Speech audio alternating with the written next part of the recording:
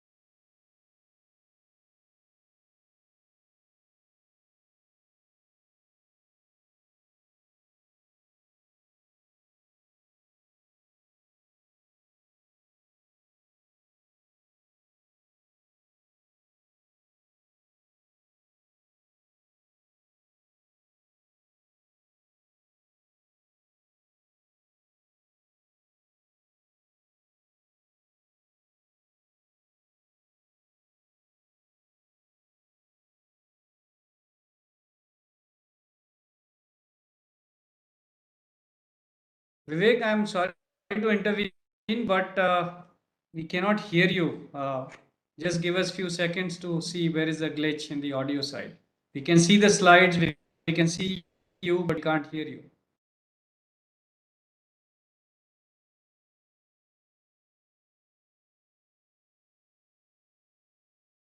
Vivek, can you hear me when I'm speaking from here?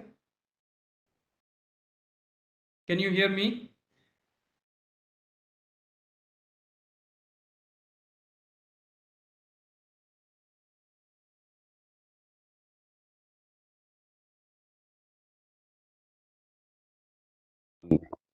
Hello, No, it's hello, Vivek. Do you hear me? yes, I can hear you now. I think we're good to go. Okay, thank you very much, Let's Vivek. get started. So I will not repeat everything, but I Yeah. will repeat at least one thing that thank you for your very nice introduction. Not really, sure that whether it is our same names, which is more than what I deserve, but thank you so much, Vivek. It's always, a pleasure to be together on this platform, sharing together and brainstorming together. Presentation is coming or not? The presentation is coming there now. Just sorry, It's colleagues, coming. just to be Vivek, we sure can that see your everything is okay. slides and we can hear you. Please continue. Okay. Okay, perfect. It is. So now let's, these are all things we are all learning. So once again, thanks to all of you to be present in this session. And I believe that this is just before the lunch time.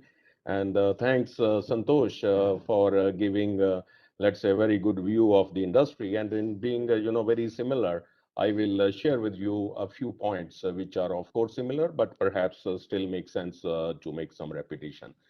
So first of all, semiconductors is getting stronger and stronger. You remember, as Vivek was mentioning, we are in this field since a long time. There was a period when this was considered as a sunshine industry, gung ho, always double digit. But then there was also a time when we started to see that maybe, it is coming down. People used to analyze taking decade-wise growth rates of the industry, and it was showing that it is coming down. And yes, so of course, any industry which matures at one point of time, it cannot keep on growing, forever in double digit or very high double digits. But in the last few years, there is once again a kind of change. Will not call disruption because this was there already, but we definitively see very strong momentum once again. So if you look at this chart, and we can see that in these 3 years, the growth rate is quite unprecedented, right? So about 440 billion, forecasted to be crossing 600 billion world over. Actually, this year we will be the peak after there was another one in 2018, if you remember. But the difference was that it will increase and there would be this cyclic industry. We know semiconductors, it will go up, come down. But nevertheless, the momentum here is really very, very strong as we can see it. As was already mentioned, I will just highlight that we know if we look inside semiconductor industry, two things have really helped us all the way. Moore's law, more than more, and so on. So this is one which means more complexity, in less area, cost effectiveness, portability, all those things inside. But outside, definitively we see penetration is increasing. We see the semiconductor per electronic device is increasing. And then it is going those places which no one thought that even semiconductors or electronics can go. So all this put together is making it extremely exciting for almost all the stakeholders involved in this industry, including ourselves who are present since long there. So what I will do in today's session, we will take some of the long-term strategic enablers for electronics, looking from semiconductors point of view. And we pick three also because very relevant from ST point of view, and hence we will be able to go a little bit in detail. Once again, these trends are well known, but we'll take the opportunity to explore them a little bit more in detail. So first one, as we know, smart mobility, and this is really to make driving safer, greener, and more connected. I will take one by one as we go further. Second one is power and energy.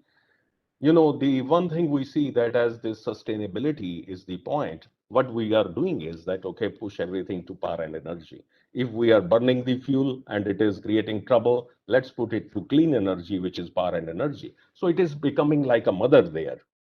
It means that it needs to cope up with all these demands which are coming over there and how to really remain sustainable as well.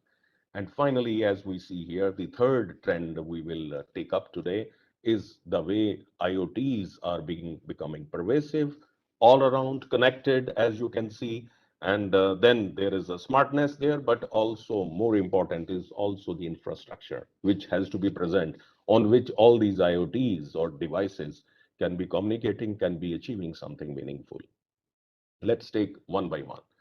So here I will, Santosh was giving a nice cause and effect. I will just change it. I will say that let's see it from demand and supply side as well. So absolutely, there are demands which are there, which supply side has to come up to be able to solve those demands. But then there is innovation also on supply side, which on the other side, demand develops to take care of that. So looking at smart mobility, first of all, safety, I think we know intuitively, but if we put the numbers, they are staggering. As per WHO, 1.3 million people lost their lives in a single year, which is a lot. And 20 to 50 million people get injuries. And then, of course, we can put the cost around it, which is whopping, is quite high. So in that sense, the safety at the road, not only for the passengers, but also other road users, remains extremely important aspect when we come to mobility. And this would stay so and should stay so also, because there is a big implication there. Then not only the safety, but we need to make the driver comfortable, convenient, more empowered, because drivers still today play an important role in all this kind of safety on the road. The second one, as you can see here, that definitively there is, we know very well, as I mentioned, that we put all this kind of combustions on the electricity. So electric vehicles are supposed to grow from 9% today, from 2019 to 20% in 2025. Nevertheless, we need to be careful that in these 5 years, from 2020 to 2025, still 90% of the new vehicles which would be produced would be based on internal combustion engines. So it's not something that we can purge, because it has a big impact, and therefore the focus has to remain there when we are thinking of smart mobility, till the EVs are really becoming very big. But on the other side, this remains a very important aspect still to keep into consideration. Now, if we have to imagine to meet this kind of demand, as I showed on the previous chart, let's think. So what kind of vehicle we need? Again, is very intuitive, but just to put it on the paper and to say, if I could build a vehicle which is safer, which is more friendly for the environment, more connected. Connected, there are many service providers, but also my own applications. And, I will connect it also with the more convenient one, if it can upgrade the software like we are able to do on mobile phones, but without disruption. We cannot put it off. Yes, in some cases we can, but in some cases perhaps not. And then if I can find a parking lot, I can find the most optimized route, etc. So if it becomes, or as a driver, if I can be pre-advanced that there are some problems there. So this is a kind of conducive circle. One element gets connected to the another one, and it helps the other elements also. Finally, whenever it is personal vehicles and all, they need to be affordable. So even if those dimensions on the top are a little bit pulling it on the other side, but we need to keep a watch that these vehicles and smart mobility remains very affordable. So let's now take a little bit deeper dive. There are two elements which are happening there. One is car digitalization, and second is the car electrification, right? These are, if we have to broadly classify that what is going on there, so we can classify in these two big categories. Electrification, I will take along with power and energy, but let's a little bit focus on car digitalization. So first, starting is assistant driving. We know that there are SAE level 0 to level 5, different levels, but assistant driving is something which now is actually also getting mandated by the regulations, because that's where there is direct safety. And so these regulations drive, and in a way this is making it mandatory for the vehicles to have those kind of compliances there. Second one, if we move up in the level and become ambitious, so if we can remove the elements of variabilities, and if it can, it's a tall claim, for autonomous vehicles everywhere for everyone is going to be a journey. And even if today we are not very clear that how it would look like, but there are definitive or green shoots, robo taxis, robo tracks, they are making their way. So it's clear that this is the direction the industry is going to be, and we as users can look forward that at some point of time, depends upon the country also, we will be able to take advantage of this kind of development.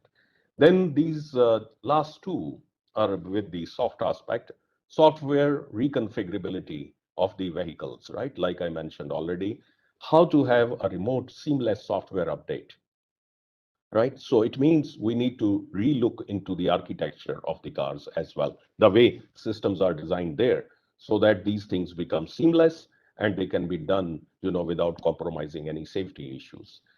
And last but very important, with car, all the data, everything being there, going up to the cloud, it brings lots of opportunity for various players to be able to provide services, to get connected to the applications, to companies, to OEMs, the automakers, but also to the insurance companies and others. So is really a very important aspect, which will, as we will see, that it will become stronger and stronger.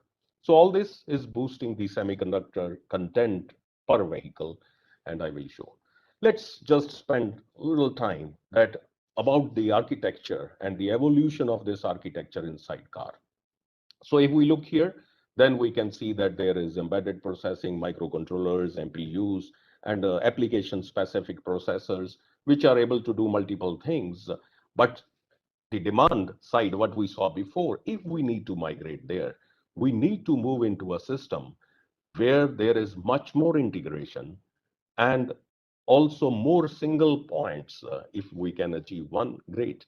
But at least consolidated points which are able to manage. So it's a kind of mini revolution inside happening inside the car, so that we can put it together, they can be integrated, they can communicate with each other in much better way. And as you can read here, much higher performance, 10x is in our view, is the computation power needed, real-time capability, and high speed in vehicle communication. We discussed the last 2 points already. So in that sense is a kind of big movement in terms of redefining the architecture within the car. So all this, if we put together, is really boosting the semiconductor content. Is a little bit involved chart, but we can see that here from 36.36 billion in 2019, it is supposed to go to 45. But some elements like ADAS, which is, as we said, the digitalization part, which is also connected with that, is moving pretty fast. Similarly, the electrification and the content of semiconductors depending upon the car, like you see internal combustion engine, hybrid, and also fully electric vehicle, the content of semiconductors is boosting. And when we see that the direction is in this direction and semiconductor content is going to be going up, it indeed becomes very exciting. Let me come to the second one. So this was all with the smart mobility. Then let's have a focus on power and energy. As we noted that one way to make the things cleaner is to put it on the electricity, but then let's see what kind of demand challenges it is creating. So first of all, 30% global electricity demand will increase from 2020 to 2030, which is a lot, 30% in 1 decade. On the other side, we must decrease the carbon dioxide emissions. So if we have to stay in 1.5%, 1.5 degree centigrade warming up to that level, then we need to reduce 45% from 2010 to 2030, right? You see, equations are already forming. Then we can utilize, and this is the kind of target, that 10% of renewable resources should be doubled from 2020 to 2030. So energy efficiency and renewable energy, that is where the whole game and catches. Again, let's imagine a little bit how to meet up with this demand. If my power systems could have higher efficiency, higher performance, better form factor, lower system cost, and faster to market. I will go a bit fast so that we directly come that how we can do that. So how we can reduce or improve the efficiency and reduce the power losses. One point is that, there are two ways and combination, three ways. So one is just focus on the individual components and let's make them very efficient, clear. Second is let's focus on the system and let's optimize it. Third, to focus on both. And I think it is a very simple answer that we need to look at the overall power system and to optimize at the whole system level. And then, of course, at the individual level, whatever we can optimize, we should. But sometimes there can be a conflict. If we need to achieve higher level of optimization at system, we may need to sacrifice at individual level some, because it just to enhance the availability of that higher performance. Then find a way how we can manage larger power, right? And we will come to that. Form factors, because is cost of ownership, there is space and everything related with that. So if we can manage higher energy densities, this will be able to help quite a lot in reducing the form factors. And lower system cost and cost of ownership, I think, is very simple. We'll just say that integration levels have to increase also. Finally, faster time to market, particularly when we are pushing everything to power and energy. We need to be developing systems fast, have pre-integrated solutions, and optimize the components so that we can develop these solutions in a faster way. So silicon carbide, we all know, we have heard this name, but just to reflect upon it, there is a kind of magic here. See, I was a designer for phase lock loops, so use the band gap reference. So it's quite personal over there as well. Nothing personal as far as the energy band is concerned, but a bit of association. So as we know, in the conductors, the conduction and valence band. So there is a valence band and electrons needs to be present here to be able to conduct. Then we have on one side of it, which are conductors where they are almost overlapping. Then on the other side, they are completely away from here and makes the insulator. That's where we have been. Silicon carbide is providing us 3 times the energy needed for this to jump from here to here. Now, this is a technical topic, but I will straightway go to what are the implications of this. Smaller size, lower energy losses, higher voltages to manage, higher frequencies it can handle, and then also the temperature tolerance is higher as compared to that one. Now, everything looks so nice and green that why did not we do it? As is true for any technology, there is maturization of technology. We should be able to manufacture it cost effectively, sustainability point of view also that it is sustainable as we go through. But the great news is that now this technology is available and is helping a lot in both the segments of automotive. So that's where electrification, as we said, and also for industrial. What are the impacts of this kind of technology? As we can see that bringing that in, because it reduces the losses and so on, the cars can go up to 600 kilometers. And no one would take a car which has to be charged every 20 kilometers or 50 kilometers. Similarly, the charging stations, 350 kilowatt, for example, they can manage 2x energy, so it gives us faster. So it's the convenience point. If we can charge the cars faster, and it also helps in reducing the weight. And lower the weight we have to carry, more efficient the overall thing would be. So sometimes it's surprising that such kind of technology, how it can transform that particular application in a big way. Similarly, if we draw a parallel and coming to power and energy system, by utilizing this, we will reduce the power losses by 50%, speed up 5 times the frequency, total cost of ownership, components, operation, maintenance included, is reduced by 20%. And then as per, and this reduction of 20%, as you can see, is coming from the study which is done. And size per weight moves up by 80%, right? So with an average reduction of 50. So it means that overall we have smaller, more compact machines, right, which we can pack in much lower dimensions and affects the overall system. Last one, Internet of Things and 5G. So we know smart, once again to remember, that is the things which can sense, think, act. So fundamentally should be sensors, should be processors, should be able to connect and take actions if needed.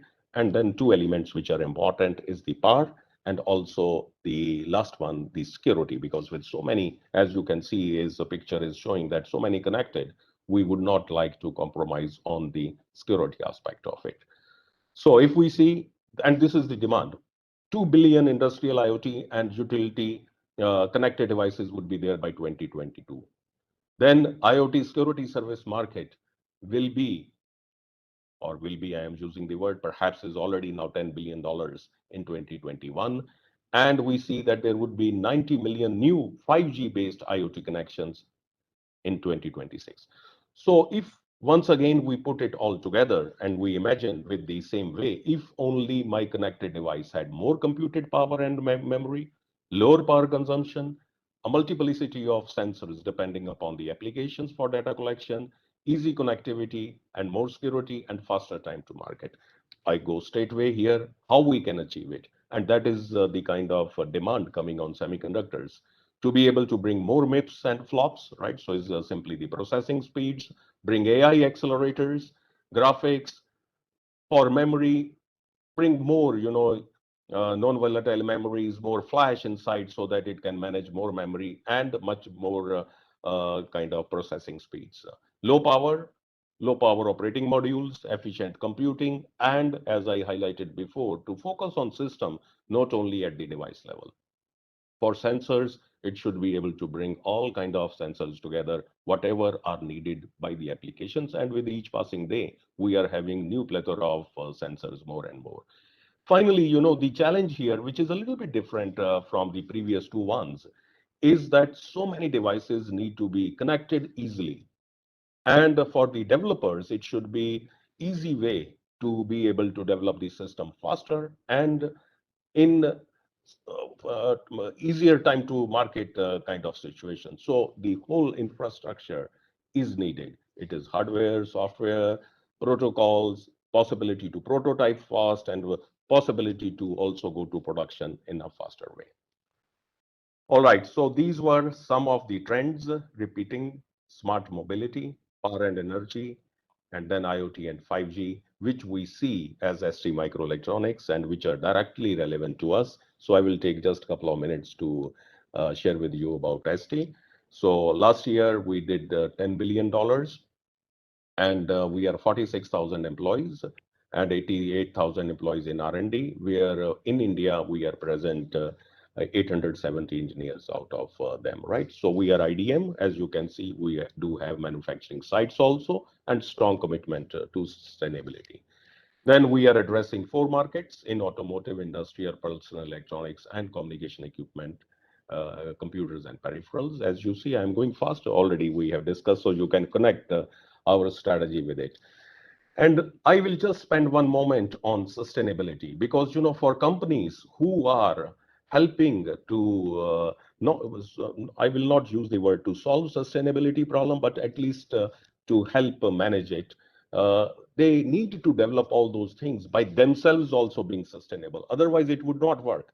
We may develop something highly sustainable, but if we are not ourselves, really focused and really committed to it, it would not work. So you can see that for ST, it is an integral part of our value proposition for our shareholders, for customers, and also for all stakeholders.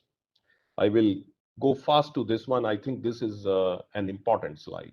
So it means that when we are creating technology for a sustainable world, for example, by bringing in R&D, innovation, and also we have a unique program calling responsible products, which is an interesting word because whatever we produce, we need to be conscious that what impact it will have on the environment and society at large.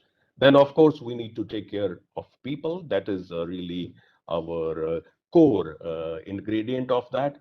Take care of the planet, right? It could be just managing the wastages, but also bringing in renewability. And I will share with you what are our targets and create long-term sustainable value, right? Whatever, as I mentioned, there was a question before. We need to promote science, technology, engineering, and mathematics. That is the only way to be sustainable for this kind of industry and also our other stakeholders overall. So as ST, we have taken this milestone that by 2027, we'll be carbon neutral. And this is in compliance with the 1.5 degrees centigrade scenario. 100% energy would be picked up from renewable sources, as you can see also in the curve below. And we will not only work, ourselves, but with our partners also upstream and downstream. Last two charts. ST in India, we are present also coming from middle of 1980s, 1987, as you see. And today we are present at four places with quite good number of patents and also doing, design and development of SOCs, IPs, reference designs, applications, and so on. And then just multiple awards is really a pride. And for us to be able to achieve all this. To conclude, innovation in semiconductors is essential for enabling key industry trends.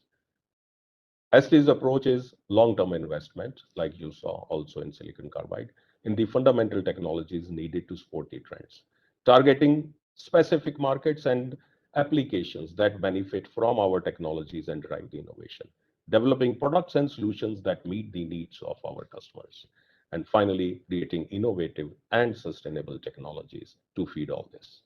Thank you very much. Once again, it has been a pleasure to be together. I hope I am in time, Vivek. No, it's a very good presentation, Vivek. I must appreciate.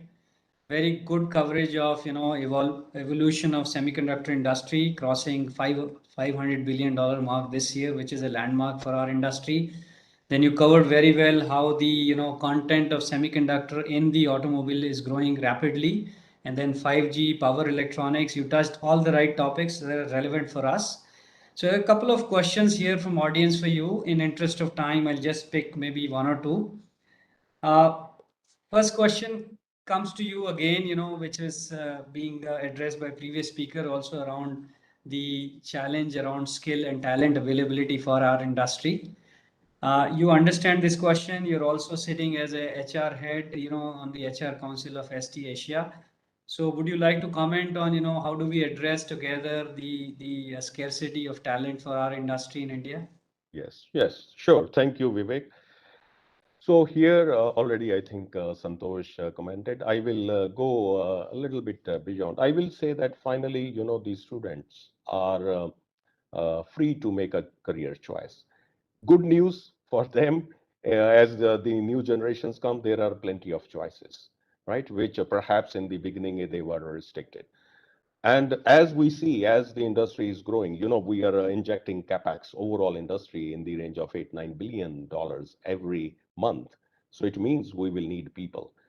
And therefore, it is very important that semiconductors, once again, I use the word, is put in the right shape and form in the minds of our young generation, younger colleagues. So what we will need to do? We need to reactivate, and Santosh was mentioning, I would repeat, start going back to campuses. See, many times what we can do that there is an experienced engineer, take him and all, but take him and her. That is one angle. But as an industry, we will not solve. So we need to go for skill development. The best way is to join hands together. We have platforms like IESA rather than doing our individual efforts, but put together and then have a much stronger presence in campuses, I would say. Bring the students, tell them there is a great future ahead. They can do all the innovations and also they can build a really fruitful, valuable careers. So that's what I would recommend. And this is what we will do. We have been there doing there, bringing all the trainees from institutes and so on, but we will need to further push it. But I repeat once again, ecosystem coming together, and IESA is a great platform that would help a lot rather than just individual efforts. Thank you, Vivek. Sure. Thank you, Vivek. So another question here is around supply chain. Yes. Whatever you can address, I would still put the question to you. So I think a lot of manufacturing companies are faced by supply challenges, semiconductors. So the question is asking what specifically ST is doing to expand its, manufacturing or investment in manufacturing to expand capacities in coming years. Whatever you can throw